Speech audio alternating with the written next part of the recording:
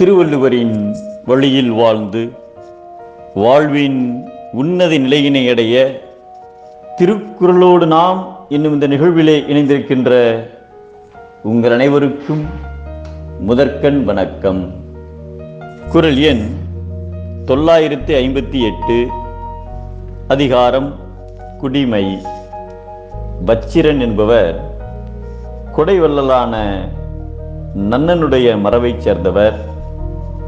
இவர் விச்சுமலையினுடைய தலைவனாகிய விச்சுக்கோ என்பவரின் தம்பியாதலால் இவரை இளம் விச்சுக்கோ என அனைவரும் அழைத்து வந்தனர். ஆனால் இவர் நன்னனைப் போல் நல்ல குணங்கள் கொண்டவர் அல்லர்.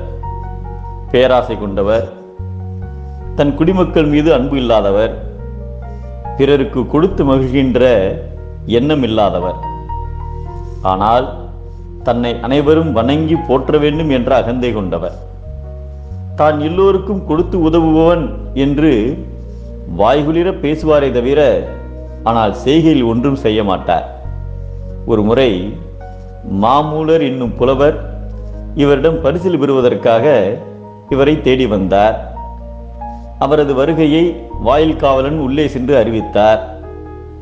மாமூலர் பாடினால் பரிசு தர வேண்டுமே என்று அவர் மனம் வெந்தது. உடனே வேகமாக சென்று கதவை மூடிக்கொண்டார்.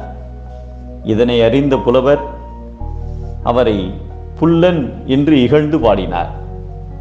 புல்லுக்கட்டும் விறகும் சுமந்த பேர் பூர்வ காலத்து புண்ணிய வேற்றினால் நெல்லுக்கட்டும் பணக்கட்டும் கண்டபின் நீலக்கல்லில் கடுக்கடும் போடுவார் சொல்லுக்கட்டும் புலவரை கண்டக்கால் தூரி பாய்ந்து கதவை அடைத்து எதிர்மல்லுக்கட்டும் மடையரை பாடவோ மலையச் சாரலில் வாழ் பெரியம்மையே என்று பின்பு வந்த புலவர்கள் எல்லாம் இவரை கண்டபோது இகழ்ந்து பாடத் துவங்கினர்.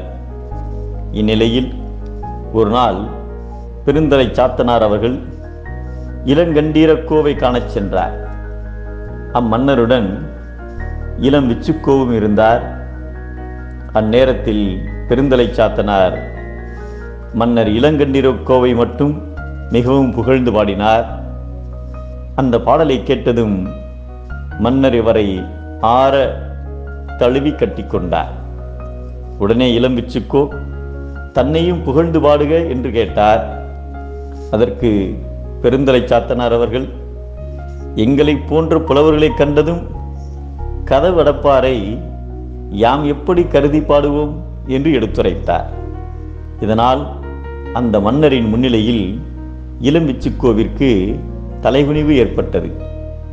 நல்ல குடிப்பிறப்பில் ஈரமில்லாத மனதோடு ஒருவன் தோன்றுவானாயின் அவரது பிறப்பின்கண் உலகம் ஐயப்படும் என்பதை நலத்தின்கண் நாரின்மை தோன்றின் அவனை குலத்தின்கண் ஐயப்படும் என்கிறார் நம் தெய்வப்புலவர் திருவள்ளுவர். நல்ல குணம் மனிதனுக்கு அழகு, நல்ல செயல்பாடுகள் நல்ல குடும்பத்திற்கு சிறப்பு.